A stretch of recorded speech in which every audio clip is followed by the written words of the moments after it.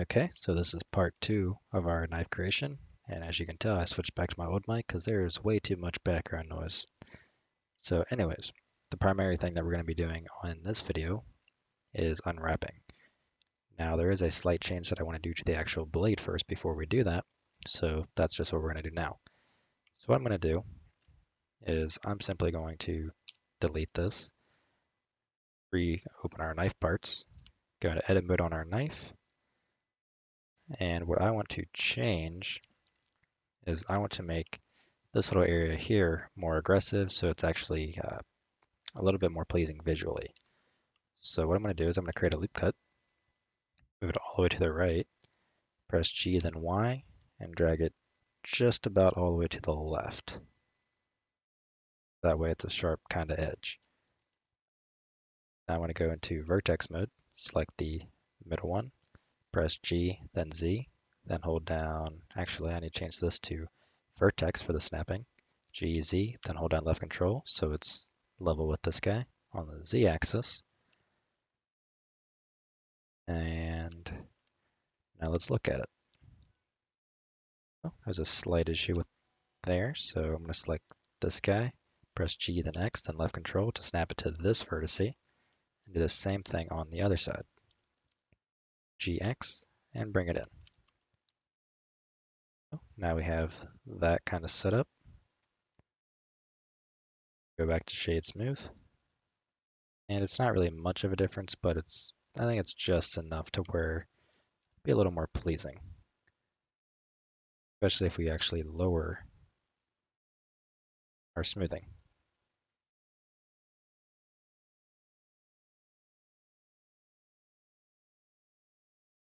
Right, so 30 degrees is about there. That still gives us, we can see the edge a little clearer. Still have the points,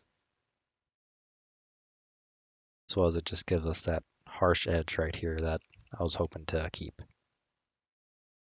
So anyways, now let's do the same exact thing. We're gonna select all, Shift D to duplicate, drag that to our new collection, hide the old one. We're gonna select the blade, safety, then the handle, Control J, and rename it to knife. So now we can unwrap. So you can go over here to UV editing.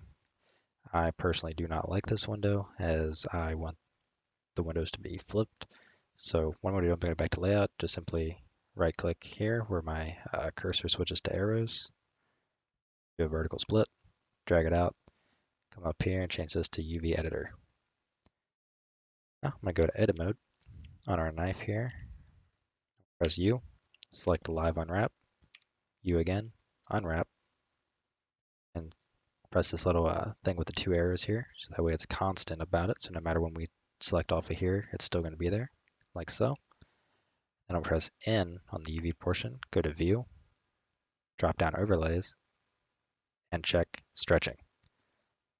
So what we want to do is we want to keep pretty much as dark blue as possible to match a color similar to this. All this stretching and stuff like that, as well as the cluster of grossness that this whole mesh deal is not what we want. So let's start looking at where to begin. First thing we could do would be this middle portion, the safety here. So where we're going to place our seams, and when we go to texture, we're going to have visible seams. But at the same time, Substance is going to do a pretty good job at hiding those for us. So what we can really do is try to place it where it's going to be less noticeable, such as this edge here. It's going to be less noticeable, as well as this edge. So what we can do is right click, make sure you're in edge select, right click, and hit mark seam, like so. Now we want to do one more thing, because as you can tell, this whole, of course not going to let me select it, whole loop here needs to be kind of split up because it's not really going to lay flat as it is. It's going to have some stretching to it. So just at the very bottom here, we're going to select that portion, right click, mark it as a seam, and that'll fix that. It'll be a completely straight line now on our UVs. So next, we can kind of look What I'm going to do is I'm actually going to press L to select that and L to select that and press H to hide. We can actually get rid of a couple of things. So I'm going to select face select. I'm going to select the front of our handle and press X to delete the face because it's just not needed. Then press Alt H to unhide. I'm going to select the handle and the safety, hide those and those pieces. And we can remove these faces as well. They're no longer needed. That's something we can do in our knife parts if we want to here in a bit too. So now I want to just unwrap the handle. So what I'm going to do, I'm just going to press Control I to select the blade, then select the safety again, and we're going to focus on unwrapping the handle itself. So this is the handle as it lays. As you can tell, this is obviously this round part. So what I want to do is I want to kind of separate this a bit. So we have this loop, then we have this loop, which comes up here. So we want to kind of change up how we want it. Now what I want to do is I kind of want to have it be somewhere along the lines of where the actual metal seam was going to end. And that, let's see, where was it? Would be this whole portion, I think. No, what were we doing? So from here back would be the metal. And the metal would stretch up to here, I think. I can't quite remember entirely, but what I want to do is I'm going to select this row here, right click, mark seam. Then we'll go down to the bottom of it, or press Control 7. We're going to select the very middle one right there. So that whole line is selected across, just like so. And we're going to right click, mark seam. You can tell that has cleaned this up quite a bit. We have just a tiny bit of stretching in areas where it doesn't matter all that much, such as here, but that's not a big deal. That's not a concern to us at all. We have our handle and this guy already good to go. So what I'm going to do now is just hide the handle and the safety portion, and we're going to do the blade. So here's the blade as it sits. One way we can easily just place a seam where it's not going to be noticeable is the actual cutting edge. As you can see, it's going to go ahead and select the edges up here. So we can press C to go into circle select and hold down middle mouse and just go over top of the edges that you don't want to mark a seam with. Everything else is fine, so I'm going to right click, mark seam. Now we can look at it. As you can tell just by looking, there should be the 1/2. I can select it. Here's the top half. Here's the bottom half or top half from the other, and the bottom half. So it's laid out pretty nice and neat. So I'm going to press Alt H. I'm going to select everything. Well, probably not needed, but I'm going to press U, and I'm going to hit Unwrap, and it'll position everything over here, just and kind of scale it roughly in a decent way. So now we can move these around a little bit and just place them where they're a little bit neater. So you can easily select everything by just going over it, pressing L. So what I'm going to do, I want to just move the handle kind of where all the parts for the handle are. So I know, whoops, these two are the handle portions. So then we have the, what do you call it? That safety. Let's see. So this is the front. Oops. I want to have the front. Why do I keep pressing H? Front right there. Take this guy. I'm going to move it between them. And I want this guy. I'm going to move it to the right. So that means I'm going to have to alter the blade a little bit just to kind of make this all fit. Or I can just scale this down a tad because it's ultimately not too big of a deal. But let's see. What would be a good way to rotate all this? Okay, so I'm going to take this guy, rotate it by 90, place them up like that.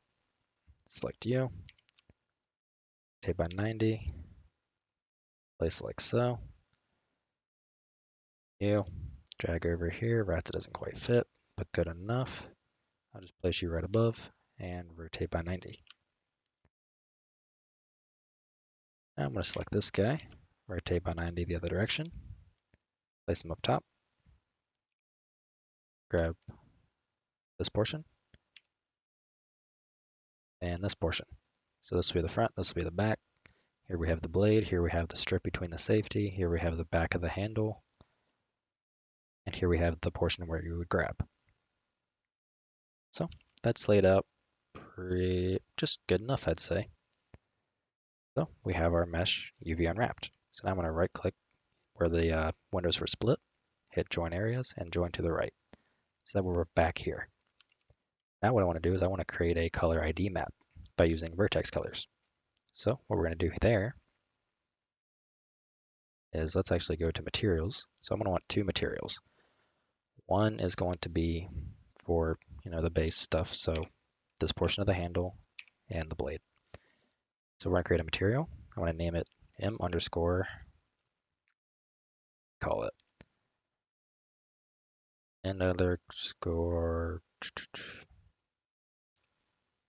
I don't even know, base. Then we're going to have another one, and I want to rename it like I did before. So M underscore decor, because it's for decorations. So let's start with the base. Base is going to be this guy and this guy. We're going to simply assign. So I'm just pressing L over top of each, and then I'm press Control I, click on the M underscore decor, and hit assign. So now let's confirm. So decoration and base. So it's selecting what we want when we do it. So now I'm going to select the decor for decoration and select what I want up here for it to go up to. So I want 1, 2, 3, 4, 5. That should give me 1, 2. Yeah, there we go. There's 5, and it's selected right in the center. So the metal's going to come up to here, and I want to hit assign under the decor. So now when we select it, all where we want like the gold or silver or whatever we want is going to be in this material here. So that way we can easily swap it out with whatever ones we make as well. Then we have the base, which is just the rest. Okay, now we can move on to Vertex Paint. So we're going to press Tab, go up to Vertex Paint, and the way you select is simply click this little face, what's this called? Yeah, face selection right here. Start selecting what we want. So for the decor, well, we're going to do all this first. So I'm going to do just press L for the safety portion, and it'll select all of the faces. And we're going to give it a color. So everything silver I want to have be a shade of blue. Or well, everything kind of metal. So that's going to be this light blue color. Then once it's selected, we press Control or Shift K, and it is now that color. Now I'm going to go up here to select and press None. So next, we're going to Shift Select this guy, press C, and start selecting all the stuff that I want. So I want everything from here back to be what we go through and make the metal. So there, and then it was the 4, I think. So we have 2, 3, 4, was it? Let's see, let me check. Let me go into Object, 1, 2, 3, 4.